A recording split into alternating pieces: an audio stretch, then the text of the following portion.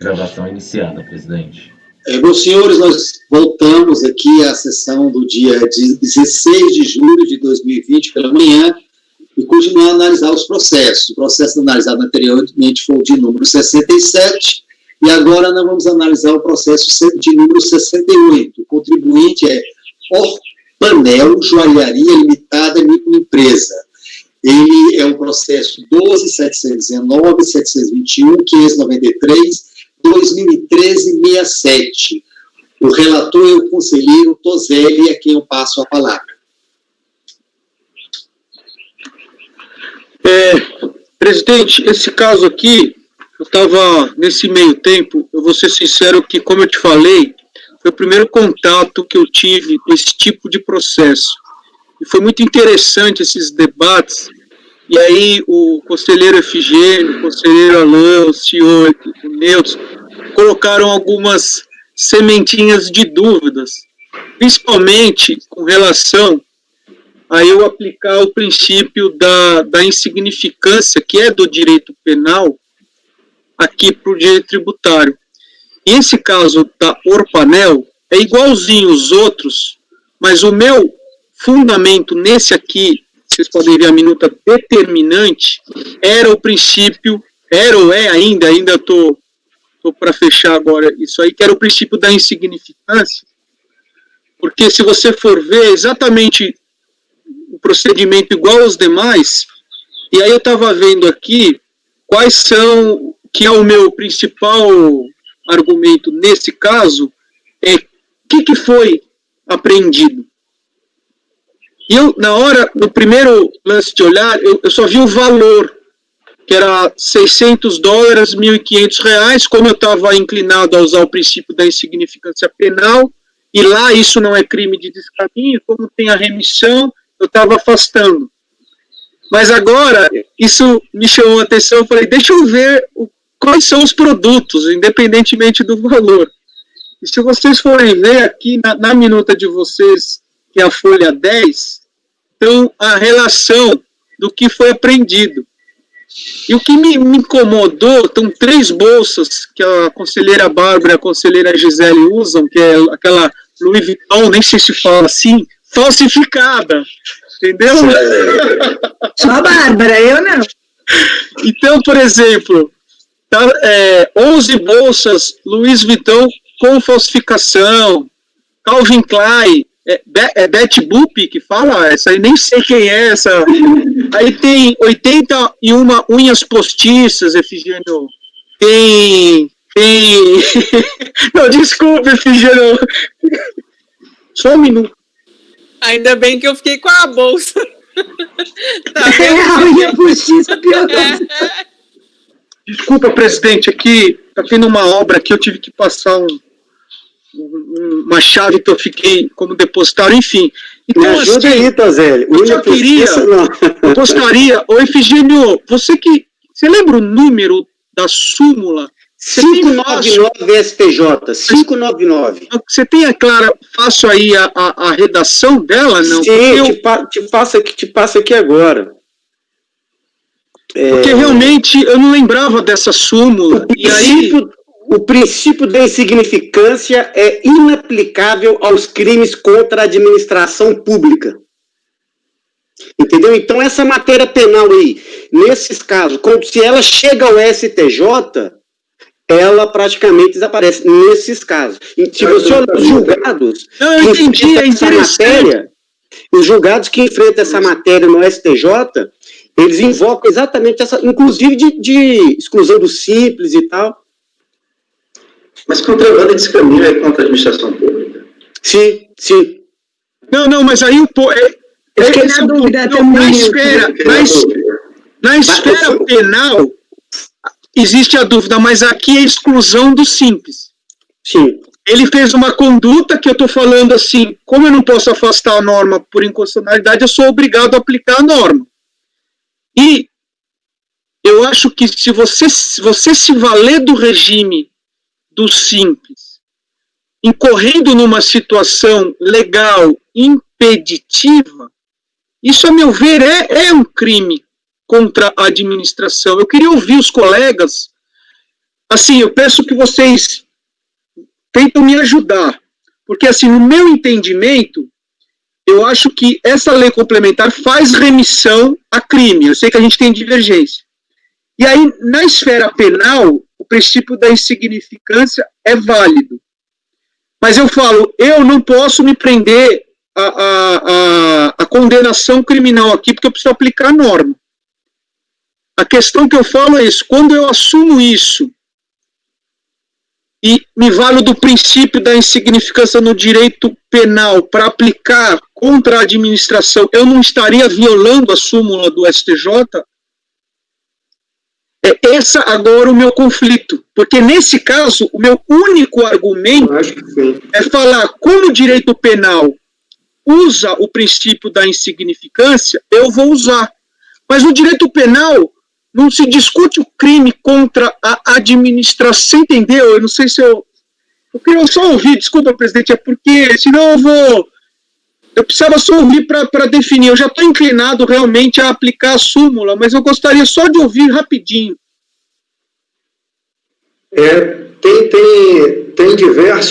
Tem os precedentes, né, de crime de contrabando de descaminho, em que o judiciário afasta o princípio da insignificância, principalmente em razão do tipo de mercadoria, né, que é objeto do contrabando ou descaminho. Pelo que eu vi, Alan, na verdade, quando é contrabando, não aplica.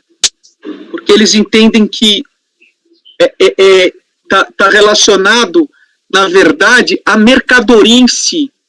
Né? Então você está entrando com mercadoria proibida, então você nunca vai se beneficiar. Porém, proibida, no caso do descaminho. Aí aplica, esse que é o ponto. No caso do descaminho, tem algumas... Sim, estou entendendo. Ô, Tozelli, com relação à súmula, o Código Penal dos crimes contra a administração pública é o título 11 do Código Penal. Está lá começa no 312. E aí depois ele tem vários capítulos, que vai falar administração em geral, administração contra a justiça, mas enfim, todos dentro do contexto de crimes contra a ordem, contra a administração pública. Era a dúvida que eu tinha, logo naquela hora que eu fiz a citação para você, naquele julgado anterior, eu tive essa mesma dúvida e fui pesquisar. Então, o contrabando desse crime, ele sim está dentro do crime contra a administração pública. Entendeu? Perfeito, eu fui ver também, Efigênia, Nilson, é isso aí mesmo. Então, a súmula, ela se aplica a esses casos. Né? Então, em que pese as instâncias inferiores apliquem, ok, quando chegar no STJ, é uma matéria já pacificada. Né? Inclusive, um item que eu ia perguntar para você, naquela hora, era aquele julgado, que eu não verifiquei se aquele julgado chegou no STJ. Entendeu? Você chegou a verificar? Não chegou, né? Então, porque se chegasse ao STJ, com base na súmula, a insignificância não prevaleceria. Ok? Pela ordem, o conselheiro Nilson agora. Certo, por exemplo, eu realmente fiquei na dúvida, que a gente está muito ligado aos crimes contra a administração tributária, né? E esquece que a administração tributária é só um pedacinho da administração pública, né? Mas, de fato, quando saiu essa súmula, foi um alívio para a gente lá da tributação, porque a gente tinha essa tese de que não aplicava insignificância no caso de contrabando e descaminho. E esse é o assunto que pacificou isso, né? Estava esquecendo esse fato, já foi no final, quando eu estava saindo. Agora, assim, da minha maneira de pensar, como existe um processo administrativo tributário autônomo em relação ao penal, apesar de eu não depender da situação, talvez não concordar, né, mas eu acho que é possível aplicar o mesmo racional. Né? Eu acho que não vincula, porque lá está falando de crime, a gente não está falando de crime. Eu acho que não vincula. Mas eu entendo que, só para concluir, entendo que no caso de mercadoria falsificada, não se fala de descaminho, não se fala de se eximir de tributação. A gente está falando de contrabando mesmo, mercadoria proibida, mercadoria danosa à economia nacional, né, que é a falsificação.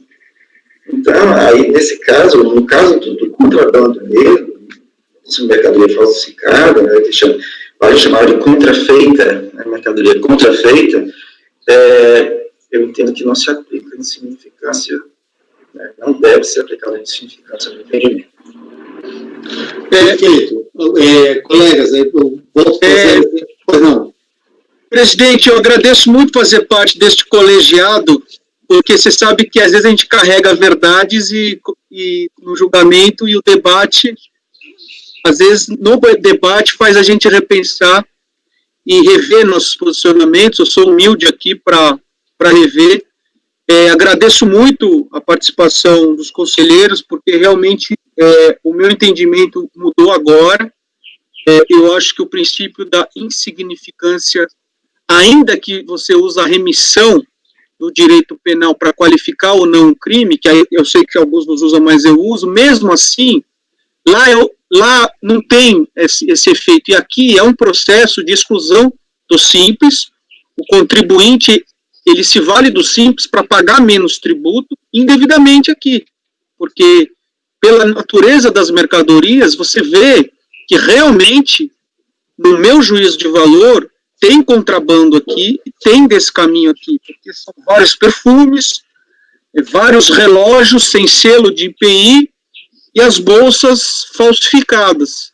Ainda que isso seja $1.500, realmente a súmula do STJ, depois me passa o número de novo que você falou já, Efigênio, 599. 599, isso. Eu acho que também perde a legitimidade do meu argumento. Então, nesse caso, eu deixo de ter o argumento que para mim até então era determinante, que era a insignificância para qualificar o descaminho. Então, já era uma coisa prévia, mas como não se aplica, eu acho que realmente está provado aqui que o contribuinte ele cometeu essa conduta que é passível de enquadramento tanto em descaminho. E é interessante que você falou, Nelson, o descaminho é o caminho errado. Espero que meu filho nunca cometa um descaminho moral na vida, entendeu? Enfim, e aí eu vou mudar aqui a minuta, posso submeter logo depois para vocês, presidente, mas eu vou negar provimento ao recurso voluntário e vou mudar aqui meu fundamento falando que o princípio da insignificância não vai ser aplicável aqui e que há, sim, elementos suficientes para caracterizar a conduta no 7º do 29, agradeço muito aí a participação de todos. Então, presidente, resumindo, eu nego provimento ao recurso voluntário. É como voto. Perfeito. Colega, podemos iniciar a votação então, né? Doutor Nilson. Acompanhe o relator. Doutor Alain. Acompanhe o relator, presidente. Doutora Gisele.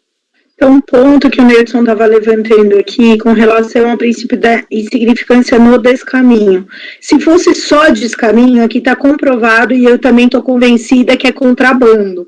Mas eu concordo que talvez numa outra situação não necessariamente a gente aplique essa súmula. Por quê? Porque aqui está falando em crime propriamente. De novo, a gente está na esfera tributária, analisando sobre a perspectiva tributária. Então, só quis fazer esse disclosure, porque para mim está tranquilamente como contrabando. Alô? Gisele, desculpa, me cortou aqui. Então, e por isso... Não, eu só quis fazer esse disclosure, porque para mim está claro que é contrabando aqui, e, portanto, eu acompanho o relator. Mas de afastar o princípio da insignificância herói com base na súmula, é que eu tenho uma certa dúvida ainda, eu preciso estudar mais. Vamos aguardar, né? Isso aí é uma discussão interessante, não é o caso do processo, a gente volta a falar posteriormente. Doutor, já foi Gisele, Efigênio? Presidente, eu acompanho o relator e só fazendo um acréscimo, a questão da não aplicação do princípio da insignificância, porque o bem jurídico tutelado aí é a questão do controle das importações. Então não se verifica somente o valor. Esse seria um dos fundamentos em função do bem jurídico tutelado. Certo? E a vantagem do colegiado, doutor Zé, e aí é interessante exatamente isso, essas discussões. Né?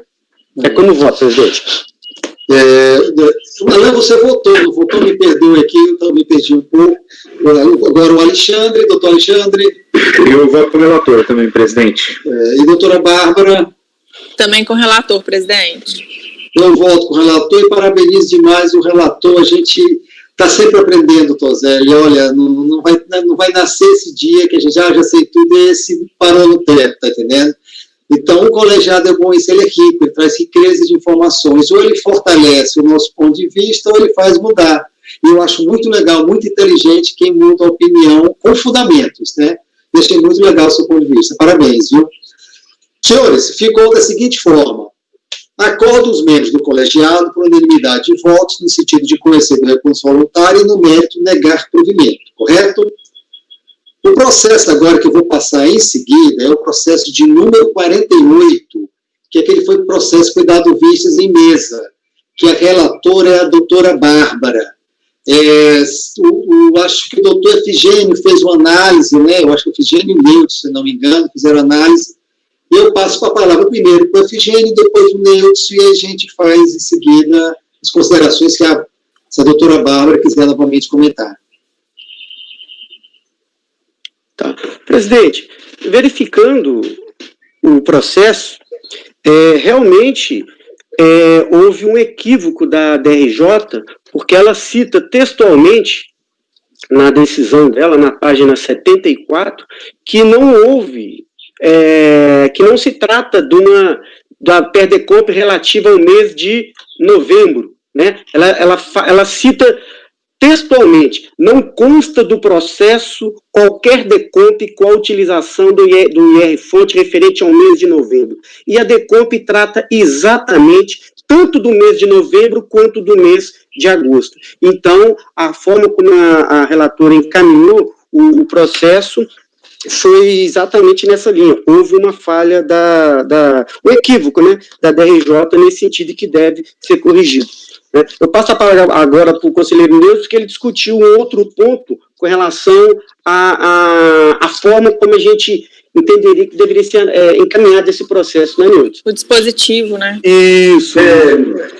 O que eu fiquei assim, um pouco na dúvida é porque é o seguinte, o dispositivo para declarar a nulidade da decisão da DRJ e reconhecer a homologação tácita da DECOM que foi analisado pela DRJ. Então, assim, a DECOM que foi analisado pela DRJ já era objeto de homologação tácita, e a DRJ não reconheceu isso. Não negou, simplesmente não observou isso daí, né? Porque mesmo que o contribuinte não alega, né, a relatora está trazendo de ofício esse fato. Então, a DRJ não se manifestou sobre isso, e deveria ter se manifestado, né? O outro ponto é que ela também deveria ter se manifestado sobre uma decomp que está nos autos, mas a relatora não viu, simplesmente não viu. Certo? Então, qual foi a minha dúvida em relação ao dispositivo? Porque se a gente diz assim, não, anula a decisão da DRJ, certo? Eu não vejo muito sentido a gente decidir por reconhecer a homologação tácita. Neutro, só te interrompendo, porque eu pensei, a gente tinha discutido, eu pensei em alterar. O que você acha dessa sugestão? Dou provimento ao recurso voluntário para reconhecer a homologação tácita da DECOMP número tal, que é relativa a agosto, e remeter os autos à primeira instância para que seja realizado o julgamento do mérito da DECOMP número tal, que é relativa a novembro. Você acha que assim fica mais adequado? Para mim está perfeito. Tá. Peraí, só as folhas, que aí, né, como eles não viram no julgamento onde estavam as... Já mudei aí na pasta T. Deixa eu só aqui entrar um pouquinho dentro dessa sugestão, que até eu concordo plenamente com o voto que da parte do processo tem que retornar para a DRJ para apreciar a questão da outra DECOMP, né? Então, isso aí para mim está bem claro. O que está me incomodando um pouco é o seguinte: nós vamos julgar uma parte do processo, está entendendo? Já declarar e voltar ao processo, que depois ter recurso para cá em outra matéria. Eu, sinceramente, isso está me incomodando. eu entenderia que, nesse caso, a gente determina o retorno dos autos, ela apresenta recurso voluntário, quando vier, a gente reconhece a homologação tácita de uma parte, está entendendo? Eu nunca vi essa figura processual, não, sabe? Eu confesso a vocês que isso está me incomodando bastante. Então, a gente acolhe o recurso voluntário, está entendendo? Julga uma parte, parcialmente, aí outra parte a gente devolve e reabre um prazo para o recurso voluntário. Eu queria sugerir para vocês que a gente não criasse esse incidente processual, está entendendo? Me parece algo tão complicado. E, cara, isso acontece direto na Câmara Superior, acontece direto isso daí. Porque eu tô mandando analisar aquelas questões de multa qualificada, né, Neudson, que você está falando? Sim. Volta para a instância, tipo assim, apenas aquela matéria. Supera uma preliminar ou uma prejudicial, né, e aí nada retorna para julgar o mérito. Isso acontece. Bom, mas espera aí, calma. A questão prejudicial, tudo bem, bem. Agora é outra situação, me perdoe. É o erro do jogador, foi o erro. Calma, não. Para mim é uma situação distinta. Uma questão é o seguinte, olha, eu pensei que estava decaído. Aí entra com recurso especial, aí a Câmara Superior diz, não está decaído não, retorno para analisar o mérito. Sim. Mas veja bem, o que está acontecendo aqui, salvo engano, é o seguinte, ele tem um recurso dele, diz, olha, o DECOMP está homologada tacitamente. E a outra DECOMP nem foi analisada. Aí eu estou dizendo, olha, essa DECOMP foi analisada tacitamente e eu vou voltar ao outro. Isso me incomoda, realmente, é diferente. Uma coisa é a análise de uma matéria, era prejudicial, ela não foi analisada. Isso é normal, e a gente faz direto aqui, até com da DRJ, está entendendo? Aí o contribuinte, a gente acolhe o recurso dele no sentido, olha, faltou analisar, eu estou aceitando, aí eu volto. Mas uma coisa é uma parte eu já estou julgando e a outra parte eu estou voltando. Eu, sinceramente, com colegas, eu não concordo. Para mim, é outra questão. Isso é uma questão... Para mim é a mesma coisa, porque o erro do jogador, ao afirmar que não estava nos autos da DECOMP, foi prejudicial para a análise do mérito da DECOMP. É um prejudicial não de direito. Não, mas nós não estamos retornando o processo por esse motivo, Neudson. Sim, por esse motivo. É por esse motivo, porque ele não analisou a DECOMP que está nos autos. Esse é o motivo de retornar, segundo o voto da... Sim, mas você não está decidindo também pela homologação tácita da DECOMP, eu posso estar entendendo errado, então me perdoe. Essa é outra questão. Né? Não, essa é outra questão que eu acho que a gente não pode entrar agora. Então, é outra questão. Mas a Câmara Superior faz isso. Não, mas a hora não... me perdoe, inclusive, uma das dúvidas que eu tive, senhores, foi o seguinte, quando a gente retorna o processo para a decisão de primeira instância, o que estaria acontecendo? A nulidade da decisão total ou a nulidade parcial?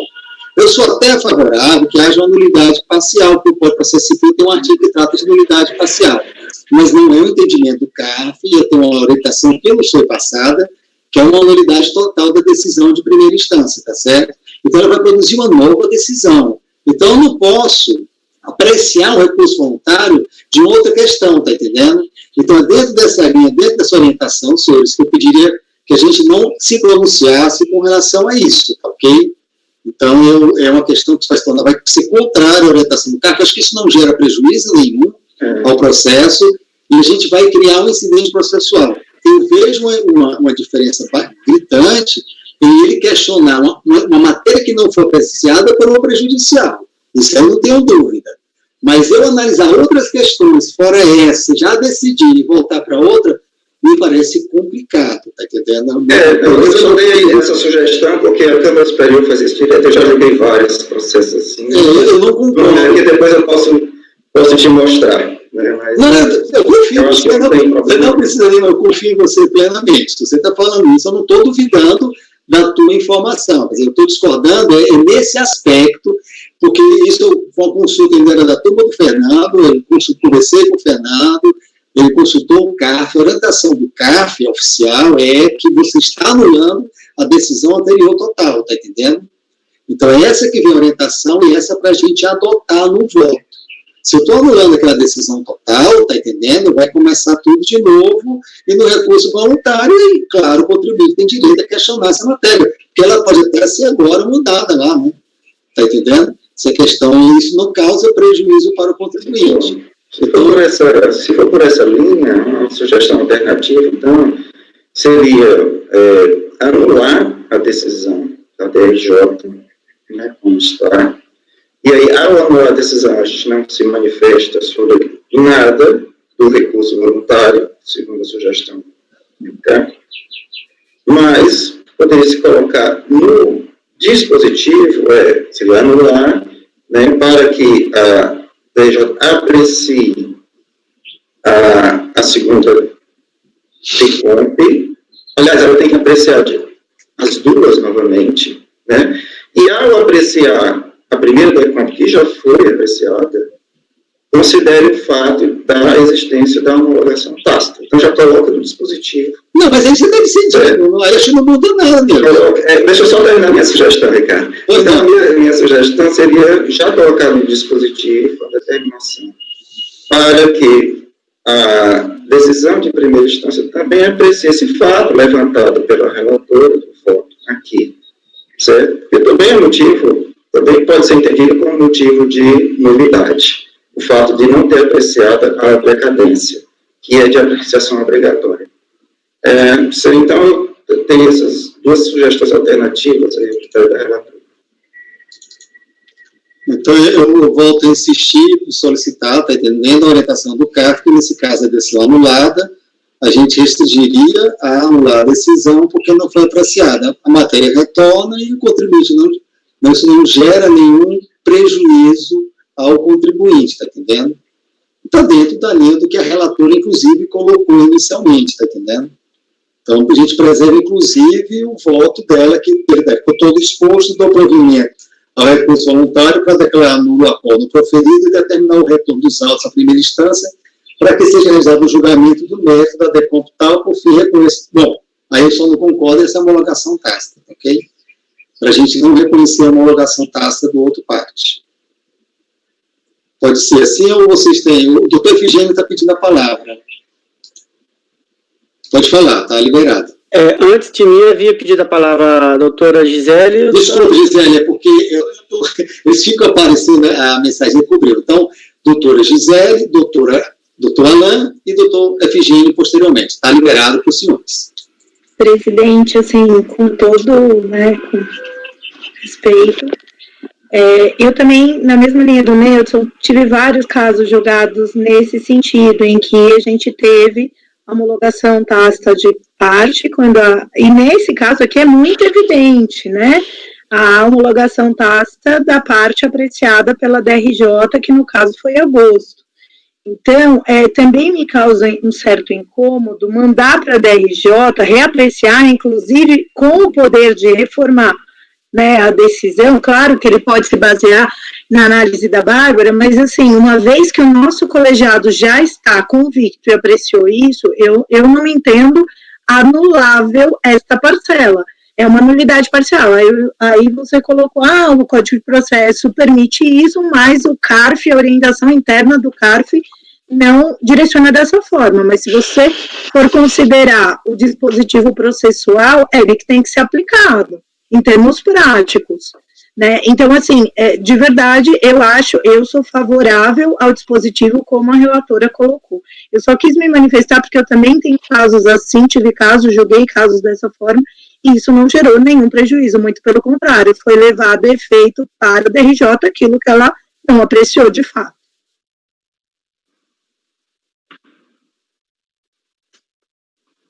Então, sou eu, né? Por favor. De fato, nós já apreciamos situações aqui parecidas, mas, de fato, isso também me incomoda um pouco, sabe? Essa coisa de que, na verdade, a gente tem juízo de mérito numa parte, que é essa questão da homologação tácita, e na outra, nós temos uma questão superada que nós estamos determinando uma emissão de um novo despacho decisório. E aí eu abro até espaço aqui para o Ricardo, que ele fazer uma parte nisso que eu estou falando, hein, Ricardo? É mais ou menos nessa linha do que eu estou falando aqui, que é a objeção que você está levantando. Eu estou dizendo assim, que realmente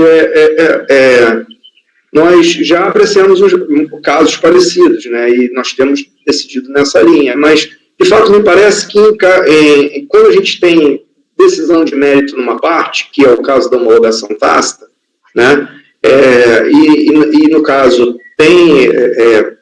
pretende mudar o despacho decisório na outra, realmente fica um pouco estranho, porque o novo despacho vai poder, inclusive, modificar aquilo que já foi decidido, não é isso? Não é o novo despacho, é que a DRJ se manifeste sobre uma DECOMP.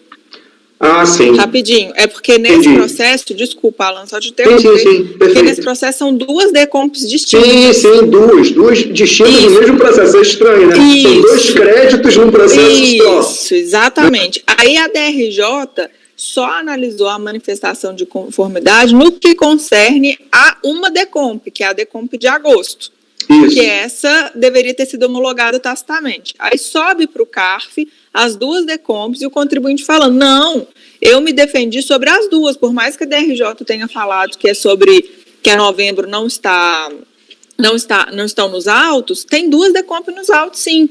Aí o que eu estou decidindo é o seguinte, olha, aquela primeira DECOMP, ela deve ser homologada tacitamente. A segunda DECOMP, ela tem que ser analisada porque está dentro do processo.